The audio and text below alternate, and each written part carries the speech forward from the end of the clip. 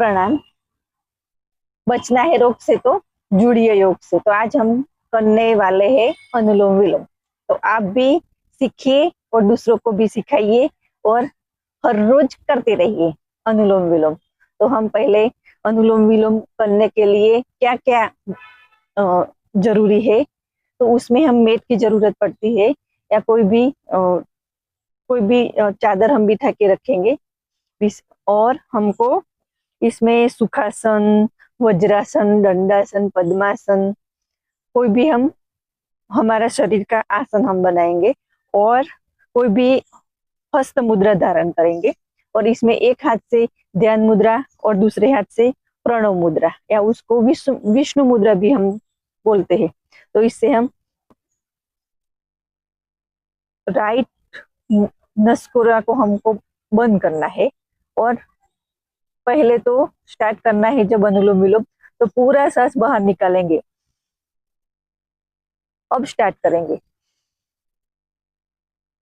Step लिया हमने और छोड़ा, फिर से लिया और छोड़ा। पहले तो हमको बेसिक ही सीखना है। पहले सांस लिया और छोड़ा, सांस लिया और छोड़ा, वो ही स्टेप हमको सीखना है पहले अनुलोम विलोम में। तो हम पहले वो ही प्रैक्टिस करेंगे।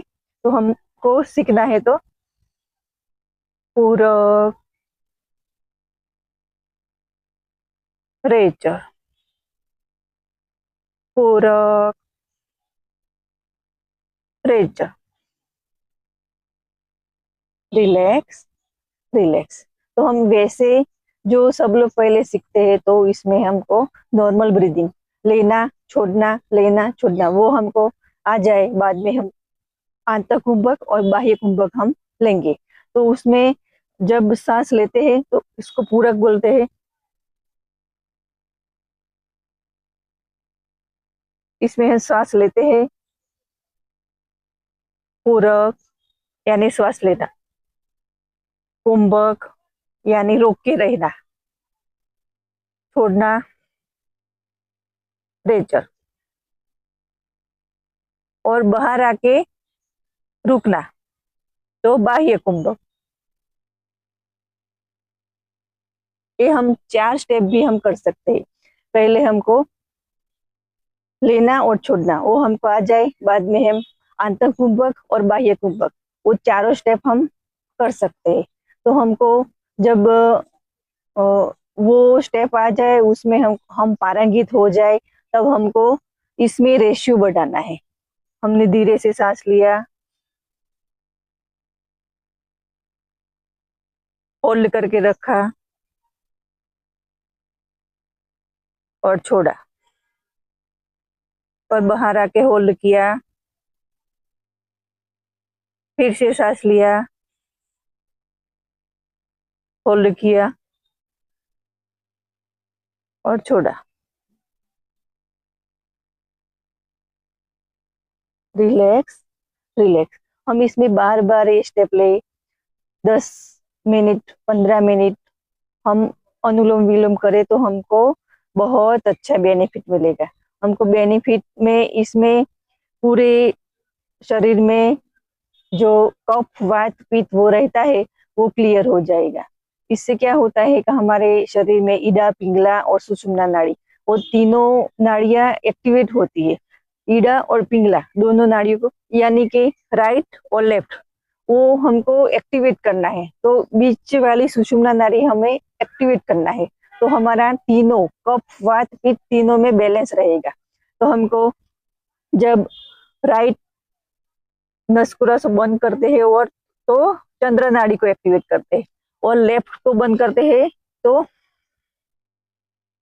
सूरज नाड़ी को एक्टिवेट करते हैं। उसमें हमारा प्राण का आयन व्ययन हो जाता है। तो अनुलोम विलोम में जो हम करते हैं, तो वो उसको आगे हम तीसरा और चौथा स्टेप हम लेते हैं, तो नाड़ी शोधन प्राणायाम हो जाता है। तो हमें नाड़ी शोधन प्राणायाम करना बहुत अच्छा बेनिफिट देता है हमको पूरे शरीर में। और कहते हैं कि वो सब रोग, भ्रस्त्रिका प्राणायाम, अनुलोम विलोम और कपालभाति। ये तीनों प्राणायाम हमको हर रोज करना जरूरी होता है। हमारे शरीर में जो 72 करोड़ 72 लाख 10,200 और 1 जो हमारे शरीर में नाड़ियां है वो सब क्लियर हो जाती है, यानी कि वो उसमें एक्टिवेट हो जाती है हमारे शरीर में। तो उसका प्राण प्राण का आयन व्यन यानी कि श्वास को हमको लेना है, छोड़ना है, और हमारे शरीर में पूरा ऑक्सीजन मिलता है उससे, और वो कार्बन डाइऑक्साइड बाहर निकलता है। जैसे हमको अनुलोम विलोम करना है तो कई लोग गलतियां करते हैं, तो उसमें गलतियां में क्या है कि ऐसे ऐसे लेते हैं,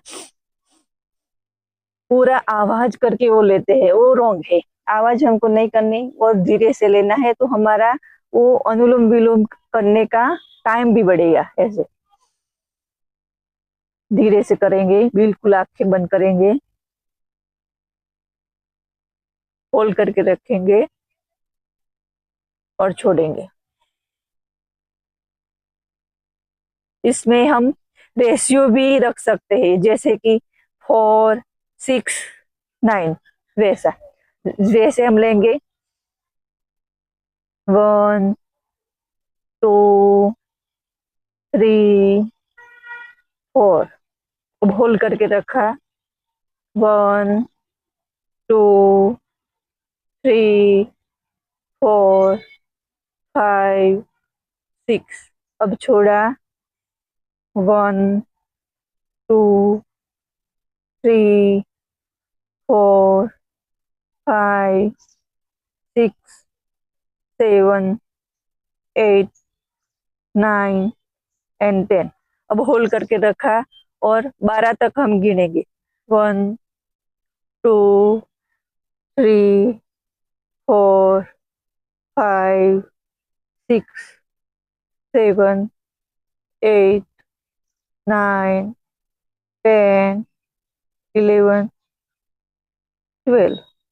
फिर से हम लेंगे 4 तक, 1, 2, 3, 4, अब होल्ड करेंगे 6, 1, 2, 3, 4, 5, 6, अब छोड़ेंगे, 1, 2, 3, 4, 5, 6, 7, 8, 9।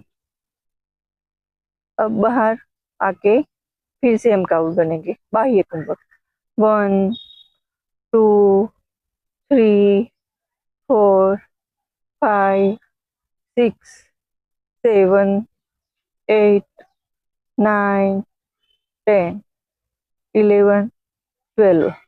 Relax relax. वो हम चारों स्टेप भी हम अपने हिसाब से, जब हम करेंगे, 1 दिन करेंगे, 2 दिन करेंगे, 3 दिन करेंगे, वैसे हम आगे आगे बढ़ेंगे, तब हमको ये होल्ड वाला भी हमको आ जाएगा। हमको वो भी सीखने की जरूरत नहीं, हमको वो आ जाएगा। तो हमको पहले वो याद रखना है, पहले लेंगे 4 और रोके रहेंगे 6 और छोड़ेंगे 9 और बाहर आके छोड़ेंगे फिर 12। वो 4 स्टेप में वो स्टेप याद रखना है। तो इसमें हम जब इस नाड़ी से लिया, होल्ड करके रखा, छोड़ा, वहीं से वापस लेना है, वैसे वो स्टेप हमको याद रखना है। तो हमें अनुलोम विलोम वो हमारा हो गया। इसमें हमको नाड़ी शोधन प्राणायाम भी हो जाता है। तो हमें जो अनुलोम विलोम हम करते हैं तो उसका बेनिफिट हमको बहुत मिलता है।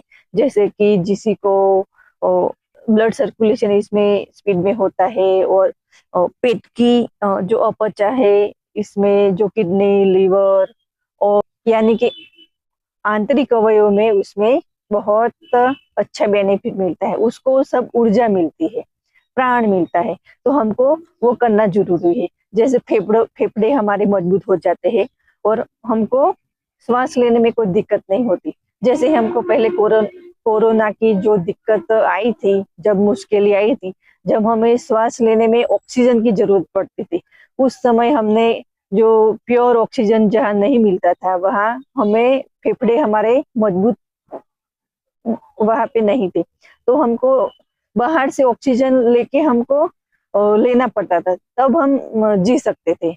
वही मुसीबत वह 3-4 साल वहां पे रही थी, यही पूरे दुनिया में।